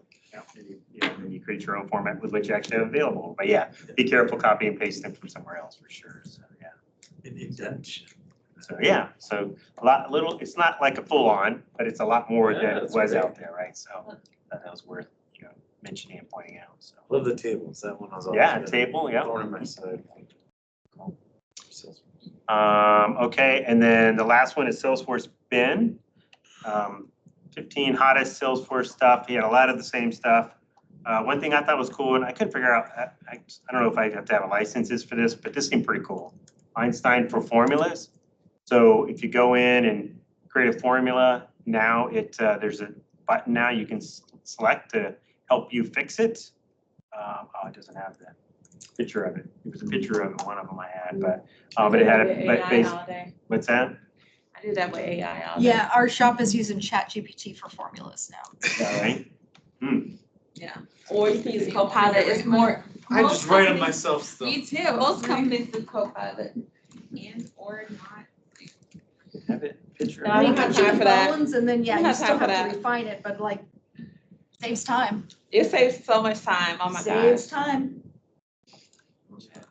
Try that. Or if you're getting an error, you can like, why do I keep getting forgotten? Post it. What's the No. problem here? Boom, boom, boom, boom. Formulas are my. Hey, I knew that. Why didn't I know that? Save time. Yeah, formulas are a good use case for AI. Absolutely. Anything that's like discrete, Mm-hmm. if it's murky, not a good use case for AI. So Jen, Einstein generative AI is available in Lightning Experience, so I was looking. Don't you Yeah. have that free data cloud though, or no? I don't know, I couldn't find Looks like how it to should turn be. it on, but this is Jen's page. She's got a sample of it where it's got this button right here that says use formula assistant. And it'll help you if you got it wrong, instead of it just saying error message, and you gotta figure out how to Right. fix the Just syntax. bringing ChatGPT It's supposed to help. inside. You Yeah. get 5 free tries to try it out. That's free clicks. And then you'll just automatically get charged on the 6th one. I don't know for sure, I'm just joking. No, but yeah, so I don't know, yeah, I couldn't figure out how to get it to work, and I didn't have time to mess with it, but it looked cool, so I mean, if it does really come with the license, you don't have to pay extra for them, and you're able to enable it, that would be pretty cool to have that. If you're not good with formulas, like I am not awesome with formulas, so when I have to do formula, I usually go find one that's similar. Mm-hmm. That was Or- back in the day. Otherwise- And I can use AI and tell me, you gotta use it, ChatGPT. You gotta use it, or Copilot, A because lot. our company don't allow ChatGPT, but they'll allow Copilot. I don't put it, we don't use any AI for our company. Oh my God. It's all client data, man, I'm not about Oh, they're our just for customer. writing formula fields, like I say, how do I write a formula field that Yeah. does this from this date to that date? Yeah, you this don't have to month put and real that data month, in there, you know, so- Not like putting. Yeah, people you can have even use security like numbers. fake field names or Yeah, something. yeah. You can use Yeah. fake field names for Yeah. sure. Yeah, Yeah. I've never used it, yeah. I've never used it either. I mean, I messed around with ChatGPT once, just for whatever, but I actually asked it to help me write code to create a Kanban board. Mhm. And it It was didn't. too complex. This is too much. I was like, oh, come on, I thought this was supposed to be what it's for. Write me the code for a Kanban board in Salesforce Lightning, given such like specific stuff. And then it was like, this is beyond the scope of our services. I was like, Have you tried Copilot though? I find it better than Copilot? ChatGPT Hmm. right now. What is- Because ChatGPT is trained knowledge, right? It's everything that was whatever. But because Copilot is Bing's Yeah. and it's directly to the internet, it can pull real time, the Mhm. latest. And I just found it more robust. Very cool. It is the way of the future. No one agrees with you. I'm telling you, future interviews gonna be, do you know how to prompt? It's Do gonna be, do you know how to prompt? How's your prompt building skills? How's your prompt building skills? We ain't got time for that. I had somebody use it in an interview once and it was wrong and he didn't know. And so it was just like, Yes, you do have to, sometimes you will. that's the thing, it's Yeah. not. Yeah. You have to be knowledgeable. Yeah. Well, then that's the difference between a junior. That's why juniors should learn it and know how Well, to yeah, do they it. should definitely learn When it. you're a senior, maybe it'll make you a little faster, but Yeah. I don't know. I think For writing sure. formulas is a key fundamental of a Salesforce admin without. Everyone's without- not great at it and everyone doesn't have to be. Sure. But I Yeah. agree to I hear disagree. you. Very good. I think everyone should be. It's a skill you can. You what? Sounds very divisive. I know. It's a skill you can learn and it's important because it teaches you how to actually think of what you're doing. I mean, if you can write the prompt, you should be able to write the formula.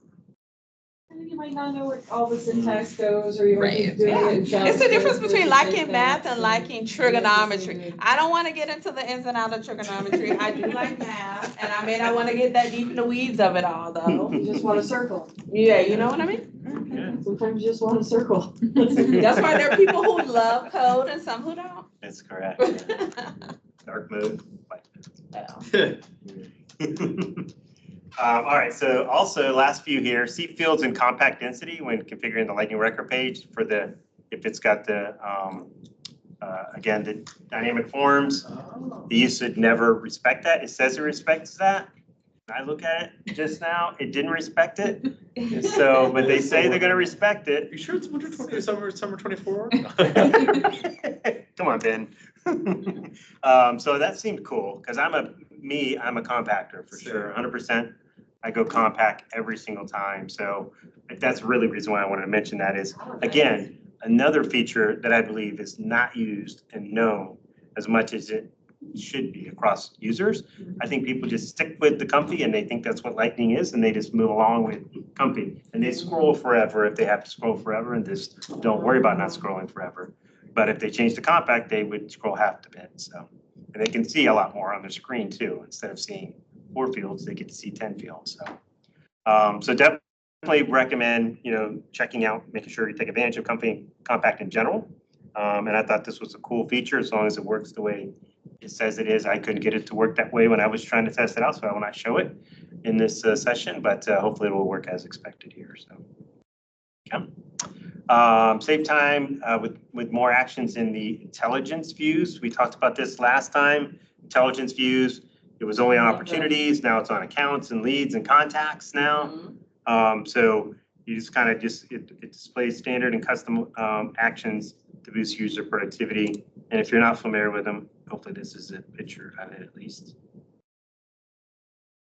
Again, it's kind of, I don't know if you've messed with pipeline inspection. It's kind of like the pipeline inspection look on opportunity, but they've kind of created call it an intelligent view on the accounts, contacts and leads now. So Is this gonna be their new list views moving forward? it seems like it, yeah. It looked like It does it'll take seem like it. over. Mm-hmm. You can still get to I it. thought Kanban was going to be a. Is bit the of inline edit required for record types on this? That's a good question. I've never tested that out I heard before. something about that, Standard list view, it all has to be the same record. right, Right. right. So Mhm. does this get around that? And is that part of maybe their future? Because that's a big, somebody just posted I feel that, like I've like, heard that, it's been 13 years and this is still a request. Yeah. Yeah, so if I go to, right, if I go to an account here, right, it's gonna, I'm checking the compact comfy thing and I'm seeing the same thing. It's still comfy in my dinner. still comfy for you I've too? always been compact, but yeah, it's like, yeah, oh, this is it's cool. And just- I'm looking, I'm like, oh, this is Yeah. not cool. I'm refreshing, like, wait, what's happening here? I gotta- your own personal sandbox? And it doesn't say you have to change the setting or anything to enable it. Maybe there is something, or they're just still working through all that stuff, so. Relates back to the tabs or something. as long as my tabs don't break. Intelligence view. Okay, so my contacts has intelligence Yeah. view. I probably just haven't enabled it for, I Oh, got that's it. Do you have any contacts? no contacts. There you go. But that's the view right there. Yeah. Yeah. Gotta get used to it, I guess. Oh, I love how you can add to a campaign from there. Very nice. Got all your buttons Gotcha. They said you can add custom actions. Is that down what I here saw? for these. So that's what I just heard. Is that what it was saying in here? Display standard and custom actions to boost user productivity using this view. There you go. So, excellent. Love it. And then I thought this was cool. Better performance for list views. List views for custom objects will now render with Lightning web components instead of our. So maybe Which is this much views aren't faster. going away. What's that? I said, so maybe they're not going away. Sure. Well, I mean, this is, I don't know, maybe they consider intelligence view a list view, but yeah, maybe.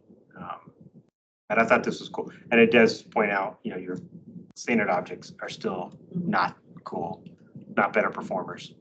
Your custom objects are better performers from a list view perspective. So keep scrolling, 200, 50, 50, 50. Oh my God, the plus 200, the plus 200. And I think That's that's good. I mean, maybe that's the start of getting them onto the intelligence views. Maybe, yeah, You that's what know, I'm and thinking. then Maybe this is what eventually they're doing. Maybe they had to get them all there first. Yeah, because And then. intelligence view is probably a Lightning web component, not Aura. Mhm. Yeah, it looks like it. Yeah, sometimes they have to do like these weird backend changes and you're like, wait, you did all this really cool stuff over here. Why didn't you do it over here? Usually custom objects get it first, but yeah, maybe in this case. That's why I like dynamic forms. It's still not everything because not everything's a Lightning web component supported, right? Yep. And as usual, here's how you can learn more. You can go and look at the release stuff itself. You can look at the demo videos, slice and dice those up. You can go hit the trail and take the summer release highlights trail if you want to. Dig in fully on the release notes, and you can join the release readiness. Maybe they have something about this tab stuff and this compact view non-workingness in there. So, Have you guys heard of the dynamic highlights panel? dynamic highlights, that's dynamic actions, right? They're different than dynamic actions, right? It's the whole panel. I read it, but I don't remember what it is. I'm on a field components that says drag fields into a field section or dynamic highlights panel component. It's the highlights panel that's on the top of the page. Uh-huh. You can make it that dynamic. But now you can add fields to it? Oh, wait, is that what it Yes, says? I did see that. Yeah. There's like there's 5 fields Not that you actions have. only, okay, Yeah. interesting. Let's see. Yeah, but that usually would just do the Up there. compact. So The dynamic action. Let's see what it does. The dynamic actions, but, so those are your actions. go to fields on the left. Wait, oh, go to fields, you're saying. Yeah, up on the top. At the top. This is Lauren. You drag like account name. Okay, into it. perfect, thank you. It says only for certain objects. Do you have a custom object? Oh, a custom object, you think? Yeah. I don't know, a great one. It's So, really interesting if that's the thing. yeah, so that would be kind of cool though, yeah, to be able to display without having to create a bunch of compact layouts, just display the fields that are. appropriate. Yeah, and then if you can make those dynamic inside of it, oh my God, now you're talking my language. Excellent. All right, so I think that was all, yep, that's all that I had. Again, I have like an appendix with all the other slides and stuff that they provided, but some of them are cool, some of them were extra stuff, so I didn't mess with it too much. But feel free to do that. Did anybody have anything that they read about that we didn't talk about that they thought was cool for summer release here or online?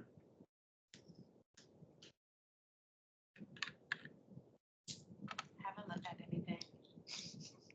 Nothing? Okay. The flow, list views where you can organize to me is like the best. Mhm. But haven't flows had list views already in the backend? No, but now you can categorize them. And since you can lay out that page, I bet you could do another dynamic list view on there too. So you could have probably more Mhm. list views. Yeah. Like all your account flows, all your contact. Well, you could do that. Tag 'em too. Yeah, but it just makes it, Well, it's a standard list view though, instead of the flow view, Oh, we list have view, right, kind of thing, so. People are asking questions or saying. They're saying thank you, Mark. Oh. It was amazing, so helpful. It's okay, Lauren. We'll see you next time. Thank you guys. That was so great. Yes. Will Thanks we for get, I know you said you were gonna send out the recording. Will we happen to get these slides as well with the links in them? Absolutely, Yes. absolutely. We should be sharing those. Yes, ma'am. That would be so great. I want to share them with my admins, who all started as junior admins, by the way. Yay! So this is awesome. Thank you guys so much. Have a great time at burrito gathering tonight. no, Thank you. It was only junior ads. We love our junior admins, so yes. All right.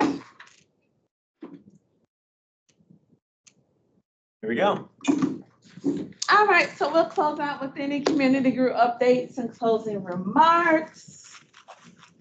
So I'll click over to Cindy's point. If you go out to trailhead.salesforce.com quest, there are quests out there for you to explore. They have a quest every month, and you can win certifications and other cool things. And it's good to skill up, level up.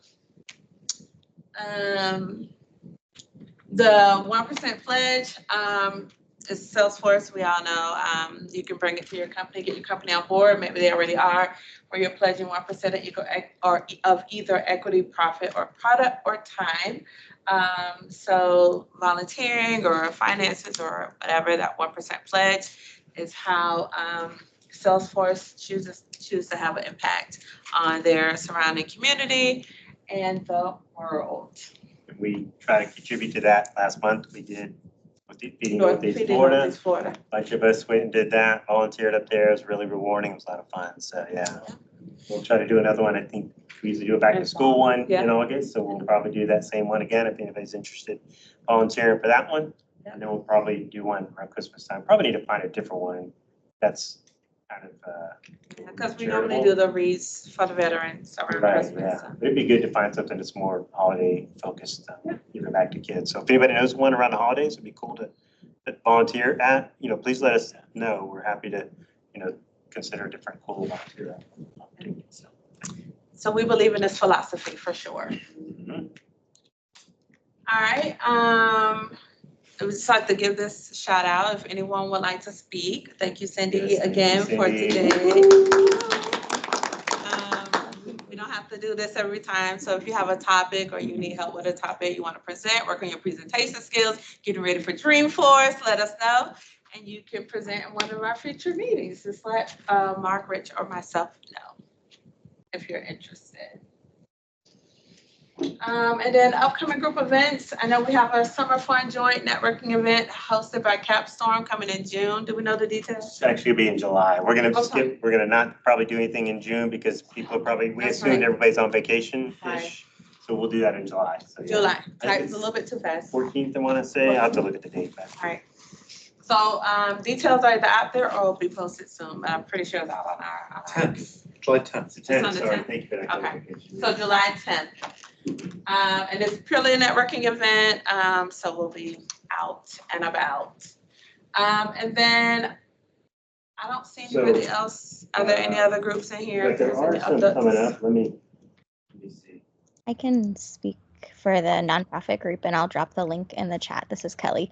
But we have a virtual lunch break next Friday. So we're just doing these like small but mighty for any nonprofit admins. I just want a chance to informally connect and just get to know other admins at nonprofits. So I've heard that from a couple people on the call.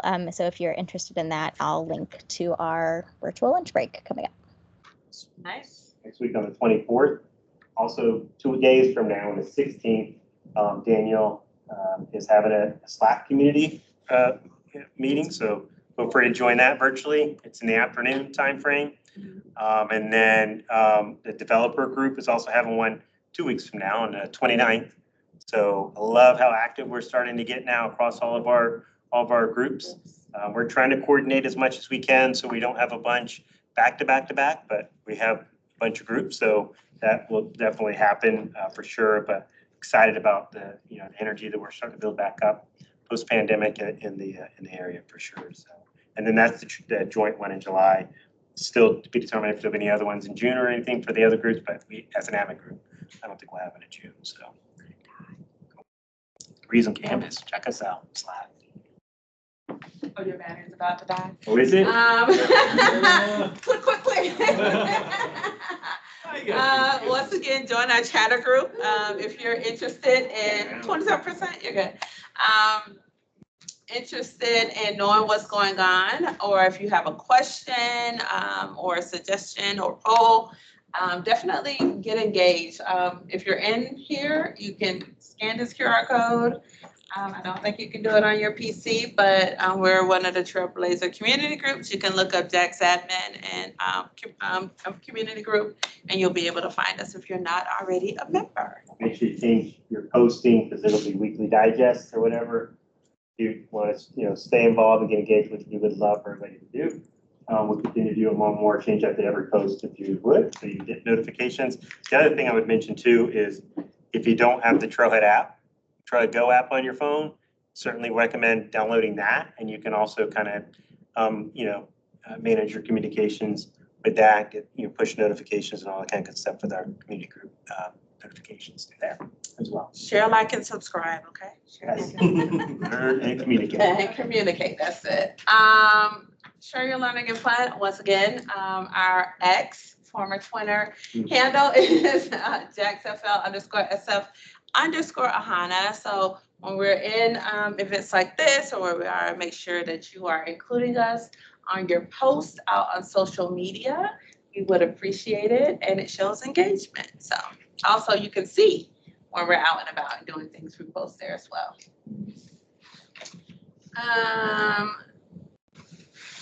Thanks for the link, Kelly. Yes. I think that is Good. the end. I can't get Oh, there. is it? It's here on my screen. It's weird. Well, the next slide says, thank you. This slide says, thank you for coming out and for joining online. Love the engagement. I like the hybrid thing, but we would like to see more bodies in the chairs as well. And so, yeah, thank you. The next thing after this will be our after hours events at Burrito Gallery.